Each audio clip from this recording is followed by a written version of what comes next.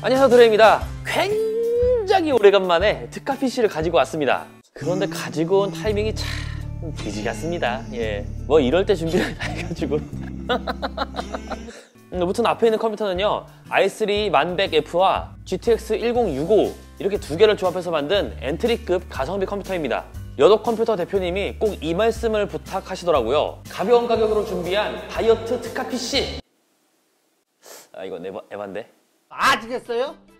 이 컴퓨터를 소개하기 전에 간단하진 않을 거예요. 굉장히 중요한 얘기니까 이것부터 먼저 얘기를 해볼게요. 제가 특가 PC를 여러분들에게 소개를 드리면 꼭 이런 댓글들이 달리더라고요. 아, 도래 컴팔이 다 됐네. 도래 이거 팔아서 얼마 남겨먹냐? 마진 짭짤하겠어. 금방 부자 되겠어. 뭐 이런 비아냥 섞인 댓글들이요. 그런데 저는 그동안 여러 업체들과 진행했었던 특가 PC에서 단 1원도 받은 적이 없습니다. 저는 견적에 참여해서 정말 구매자들이 실사용을 해도 괜찮을 만한 제품들로 꾸리고 가격을 낮추는데 많은 얘기를 합니다. 특가는 정말 특가여야 하니까요. 그리고 테스트 목적을 위해 완본체 한 대를 대여받아 영상으로 촬영하는 것까지가 제 역할입니다. 그간 영상을 제작하는 입장에서도 상당히 재미가 있었고요. 많은 업체들이 같이 진행을 하자고 연락을 많이 주셨거든요. 그런데 몇몇 분들께서 진행에 대한 부분들을 영상에서 설명을 다 드리고 말씀을 다 드려도 그냥 악플 다시는 분들은 악플 달고 나가시더라고요. 솔직히 제 입장에서 긍정적인 댓글보다는 부정적인 댓글들이 더 눈에 밟히기 때문에 억울한 부분이 많이 있습니다. 완본체를 소개하는 영상을 만드는 대가로 지원업체의 판매 링크를 달고 팔리는 수량만큼 이익을 취하는 구조. 무상으로 진행하는 게 아니라면 이 과정에서 당연히 커미션을 챙기겠죠. 저는 이러한 커미션을 취하는 행위를 단 한 번도 한 적이 없고요. 먼저 얘기한 적도 없고요. 앞으로도 특가 PC를 진행한다고 해도 취할 생각이 전혀 없습니다. 100대 200대 기획으로 대당 10,000원 저한테 떨어져도 저 금방 부자 될 겁니다. 하루 이틀 정도만 지나면은 품절각 보이거든요. 그런데 제가 단돈 10,000원이라도 가져가면 이 특가 PC가 특가가 붙는 게 맞는 건가요? 기획 참여 의의가 올바르다고 할 수가 있을까요? 보이지 않는 곳에서 다 나눠 먹는데 이게 허울뿐이 특가 PC가 아닐까요? 저는 더 좋은 제품의 견적에 참여하고요. 여러분들이 원했던 컴퓨터가 제 채널에 소개가 되었을 때 제 구독자분들께서 더욱 저렴하게 가져가는 것만으로도 만족합니다. 도래 덕분에 잘 샀다, 뭐 좋은 컴퓨터 소개 고맙다, 이런 몇 단어 들어가 있지도 않은 댓글들 보면서 힘을 굉장히 많이 얻습니다. 그렇기 때문에 적어도 제가 진행하는 특가 PC는 이러한 마음을 갖고 진행한다는 걸 조금이나마 알아주셨으면 좋겠습니다. 아, 제품 소개도 안 했는데 진 빠지는 이 느낌적인 느낌. 해당 제품은 여덕 컴퓨터 측에서 판매를 할 예정이에요. 그리고 링크는 영상 설명란을 통해서 이제 확인하시면 됩니다. 가격은 현금 카드 동일하게 659,000원이고요. 수량은 많지가 않습니다. 재고가 없어서 30대만 준비를 했는데요. 엔트리 체급으로 맞춰진 이 컴퓨터는 어느 정도의 성능을 내어주는지, 가격은 합리적인지 이제 저와 함께 알아보도록 하죠. 우선 패키지는 훌륭합니다. 제가 굳이 설명하지 않아도 패키지 하나만큼은 기가 막히는데요. 아무래도 택배를 통해서 배송이 되기 때문에 소비자는 이러한 부분에서 민감할 수밖에 없잖아요. 이런 부분을 잘 케어한 건 칭찬할 수가 있겠죠. 이제 부품을 하나씩 알아볼게요. CPU는 인텔 코어 i3 1100F가 들어갔습니다. CPU는 당연히 정품이고요. 인텍앤 컴퍼니, 그 에이수스 그래픽 카드를 정가로 판매해서 가스수로 만든 수입사죠. 그 인텍앤 컴퍼니 공식 수입사 제품입니다. 그래서 AS를 무상 3년까지 받을 수가 있죠. 벌크 쓰시는 분들도 많은데 지갑 사정이 좋다면 당연히 정품 쓰는 게 더 낫겠죠. 다른 것보다 AS를 받기가 굉장히 수월할 테니까요. 다른 데서 이미 많이 낮췄기 때문에 이 쿨러까지 바꿀 만한 여유는 없었습니다. 그래도 i3가 발열이 되게 높은 CPU가 아니거든요. 충분히 기쿨로도 잡을 수 있는 온도이기 때문에 온도 부분에서 걱정이 되는 거는 크게 걱정을 안 하셔도 될 거라고 생각이 됩니다.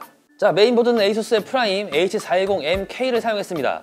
저가형 메인보드 중 하나예요. 그런데 CPU나 그래픽카드가 엔트리 체급이다 보니 사용에 전혀 문제는 없겠죠. 수입사는 역시 똑같이 인텍앤 컴퍼니 제품이네요. 메모리는 팀그룹의 티포스 3200MHz CL20을 기본으로 지원하는 8GB 두 개를 꽂아서 16GB로 맞췄습니다. 기본 클럭이 3200MHz인 건 많잖아요. 하지만 램타가 줄었죠.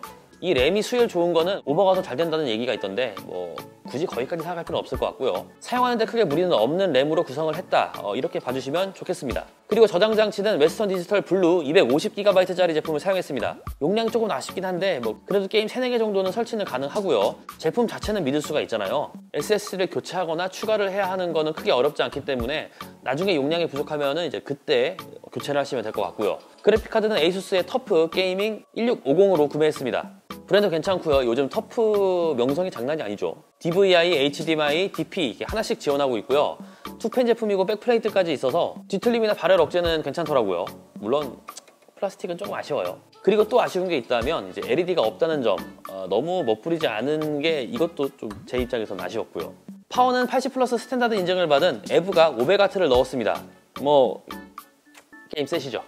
이미 브랜드에서 한번 먹고 들어가는데요. 이 정도 체급이면 솔직히 파워에서 몇천 원 더 아낄 수 있거든요. 하지만 아끼지 않고 제대로 된 파워를 사용했습니다. 이미 스탠다드 효율을 받았기 때문에 사용하는 전혀 문제는 없고요. 케이스는 앱코 N코어 6펜 루나 화이트를 사용했는데요. 다나와 케이스 순위 탑3 안에 들어가는 케이스예요. 물론 PC방 케이스라고 놀림받곤 하지만 화이트로 꾸며놓기도 했고 솔직히 가성비는 상당히 좋기 때문에 이 가격대에서는 솔직히 케이스는 유명한 6펜 중에서 고르는 정도라고 생각하시면 되겠습니다. 화이트라서 색감도 굉장히 마음에 들었고요. 기본 펜이 6개니까 뭐 이 부분도 좋았고 파워 부분도 뚫려 있어서 공기순환에 조금이라도 더 도움이 되겠죠. 다만 옆면이 아크릴이라서 스크래치가 취약할 텐데 이 부분이 조금 아쉽다고 할 수가 있겠네요. 자, 이렇게 모든 구성품들을 간단하게 살펴봤고요. 이제 실성능은 어느 정도 나오는지 저와 함께 알아보도록 하죠. 성능은 게임을 통해서 간단히 확인해 보겠습니다. 레인보우 6 시즈 FHD의 올 울트라 렌더링 스케일 100%에서 평균 177프레임이 측정되고 하위 1%도 120프레임을 살짝 넘기는데요. GTX 1650이라고 무시받긴 하지만 레식 시즈 같은 경우는 큰 무리 없이 플레이가 가능하고요. 배틀그라운드 FHD 국민 옵션 렌더링 스케일 100%에서 평균 127프레임을 보여줍니다. 물론 교전을 하면 20에서 30프레임 정도 프레임이 순간 하락하긴 하지만 배그는 엔단 그래픽카드에서 효율이 더 좋기 때문에 이 정도 선에서 방어가 되더라고요. 마지막으로 오버워치 FHD 높음 옵션 렌더링 스케일 100%에서 평균 136프레임이 측정되고요. 오버워치 같은 경우는 워낙 최적화가 잘 되어 있는 게임이라서 엔트리 조합으로도 정말 쾌적하게 게임이 가능합니다. 이 수준이라면 144Hz 모니터를 사용해도 괜찮겠죠. 배그를 하면서 측정된 온도는 그래픽카드는 98% 로드율에서 최고 59도, CPU는 유동적이지만 40도 중후반을 가리키고 있었는데요. CPU를 조금 더 사용하는 작업에선 50도 초반까지는 측정이 됩니다. 일반 가정집에서 실사용을 한다고 해도 이 온도를 크게 벗어나는 일은 없을 거라고 생각이 됩니다.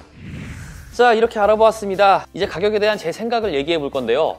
해당 제품은 카드 현금가 동일하게 65만 9천 원에 판매가 될 예정입니다. 이 스펙 그대로 다나와에서 부품 가격과 조립비, 배송비 이러한 잡다하게 추가된 가격을 확인해 보면요. 약 78만 원 수준으로 현금가, 카드가가 맞춰집니다. 네이버 최저가로 구성하거나 네이버에서 판매하는 구성이 썩 마음에 들지 않는 완본체와 비교해도 상당히 메리트가 있는 가격입니다.